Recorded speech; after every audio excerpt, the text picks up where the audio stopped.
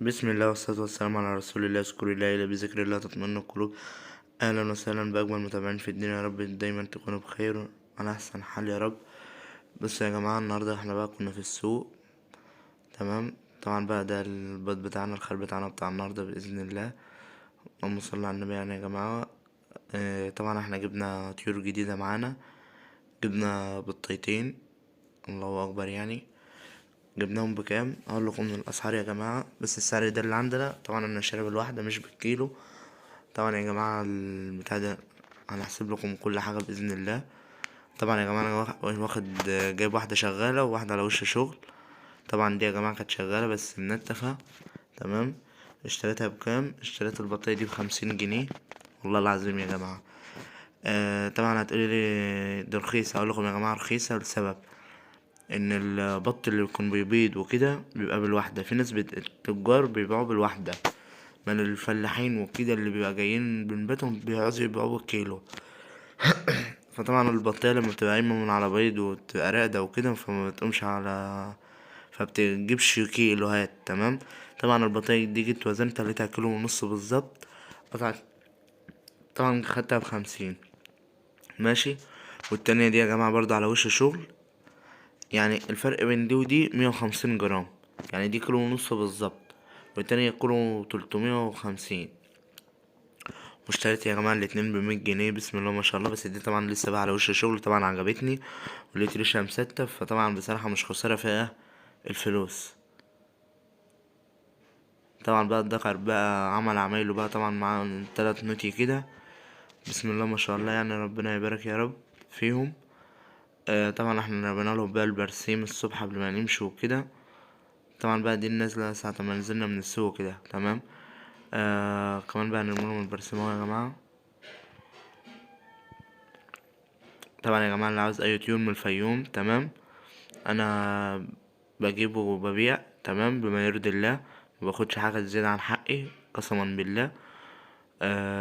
جبت فراخ بلدي. مسافرة بكرة بإذن الله المنصورة ان شاء الله. طبعا في الفيديو بتاع المنصورة هينزل لكم اول. يعني بص يا جماعة، الفيديو ده هينزل وبعد كده الفيديو بتاع السفر. تمام. طبعا الدكر بقى بيحاول ان هو يكسر على النتي وكده، بس لسه يا جماعة الدكر لسه عشان غريب على المكان وكده، والبط لسه غريب فلسه لسه ما تعودوش على المكان. تمام. فان شاء الله يكون فتحة خير علينا يا رب، ويرزقنا بالحلال، ويبعد عنا ولاد الحرام يا رب، ويبعد عنا الغشاشين بإذن الله. طبعا يا جماعة جبنا برضو فرختين، بس الفرختين طبعا ما صورتهمش عشان جبتهم بالليل. تمام. ف يعني انا كنت هاخدهم من السوق، بس حصل كده ظروف ما عرفتش ان انا اخدهم. وما اللي كلمت فحصل نصيب ان انا يعني اروح اخدهم وكده. بصوا يا جماعه الفرخه البطايه باذن الله، شوفوا قسما بالله يا جماعه والله العظيم حلوه، ما وحشه.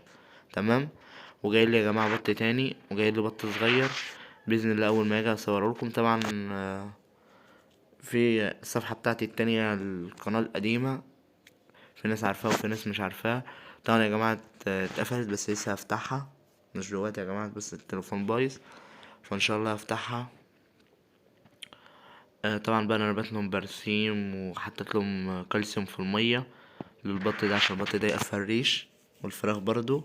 والفراخ طبعا الغريبة اللي جات فطبعا برضو مبهدلة وكده من سبب التطرة بتاع الديوك اللي كانت معاه. ف حاجة حلوة وكده يعني. تمام.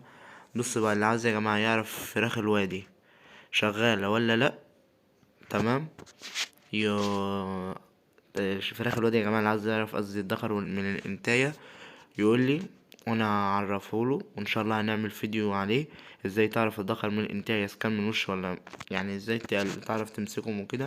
تمام. طبعا يا جماعة احنا بدأنا ان احنا نزود المزرعة بتاعتنا من بط لفراخ لرومي. وان شاء الله اول ما الوز يبشر هنجيب معانا وز، هنجيب معانا ارنب باذن الله، كل واحدة واحدة مش هجومية، واللي في الخير يقدم ربنا. طبعا الحاجات دي يا جماعة للبيت، ما تخسرش معانا كده ولا كده، تتذبح عادي، متشغلوش بالكم بأي حاجة. تمام. طبعا الفرخة السادة عمالة تضرب البطيخ عشان غريب عنها. وده الرمل بتاعنا ما شاء الله. ثانية. بعتذر يا جماعة عن اللي حصل. تمام. طبعا بقى دي الفراخ بقى بتاعتنا يا جماعة. طبعا الكتاكيت دي يا جماعة للبيع هبيعها مش هخليها، والروميتين دول هنخلي واحدة والتانية مسافرة. طبعا دي رايحة كهدية مني للمشاهد، هي عارفة ان هي هدية بسيطة وما تذكرش، وبرضه مش هوفلها برضه الجمال اللي بتعملها معايا. اقسم لكم بالله يا جماعة بتعمل جمال اكتر من كده، بس دي حاجة يعني لا تذكر بجد، فعلا لا تذكر. بس يا رب الحاجة دي تعجبها، ويا رب الحاجة اللي انا جبتها لها تكون عجبتها وكده. طبعا يا جماعة انا حطيت لهم الفراخ علفة، ما كانش قدامهم علفة، جبت لهم علفة وكده، وحطيت له غيرت لهم المية. فطبعا ده الفيديو ظهر معاه، وفي كمان فيديو السوق. دي بقى الفراخ يا جماعة البيضة بتاعتنا. البيضة يا جماعة كان ب10. ده ما شاء الله الفراخ كتكوت كتكوت بأمانة. ده البط اللي هو المولر، ده كان عامل 21، والفراخ دي كانت عاملة 10. ب10 يا جماعة. الفراخ دي كانت عاملة 10. دي يا جماعة على 20 يوم وتروح ده دبح. المولر ده على تروح دبح 20. على طول. ده مولر يا جماعة كان معاه 21 يا 3 جماعة. أعمار. العمر ده ب21، وده وده كان ب26 اهو اكبر ب26. منه. بس شوفوا الطقطقين يا جماعة، الضعف قسما بالله الضعف. الله اكبر. يا عم بس تناوله في البط وتقول لي انت هتاخدها. البط اللي قلت لها ورا ده انا على مش هاخد كام؟ طيور دلوقتي، ده انا واخد ده كده. وده يا جماعه ده ب15، بس ده اللي هو بقى بقه معوج، اللي رجله مش عارف فيها ايه. طبعا وراها بقى بط ما شاء الله. طبعا انا فضلت اصور كده من عنده. ده برضه ده مولر. مولر. وطبعا هيجيلكم معاه الفرنساوي. ده بقى الفرنساوي يا جماعة كان عامل 9 جنيه، بس حلو برضو. بس يا جماعة طبعا الفرنساوي مبجيبوش دلوقتي، مبجيبوش الا لما بيرخص بكام؟ يبقى 3 ب10.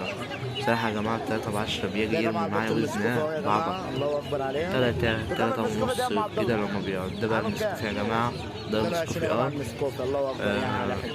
ده كان عامل 22. فرزة كورة من أناتي، اللي عاوز أناتي ينفع، عاوز الدكورة تنفع. دخلت بلد يا جماعة. وده البلد الحر كنت عامل 6 جنيه. طبعا يا جماعة بقى أنا في الكروب كده يا جماعة. الله أكبر البلد يا الحر جماعة دي. حلو. الله اكبر عليك. خدي كده يا دي ابني. بصوا افتح حاجة فخامة يا جماعة، والله العظيم الله أكبر عليها. دي طبعا كان معاها كنت عامل 7. طبعا في البط ده بقى المولر اللي كان عنده عبد الله. ما شاء الله يا جماعة البط ده على طول بيجيب. بس طبعا ما حبيتوش يا جماعة، ما ربطوش، بس مش مديله زي المسكوف بصراحة. وده بقى الفراخ البيضة برضه كان عاملة 10، بس فيها يا جماعة 3 أحجام في السوق، كل حجم ليه سعر معين. تمام. ده بقى الرومي كان عامل 35 جنيه. الله أكبر عليه.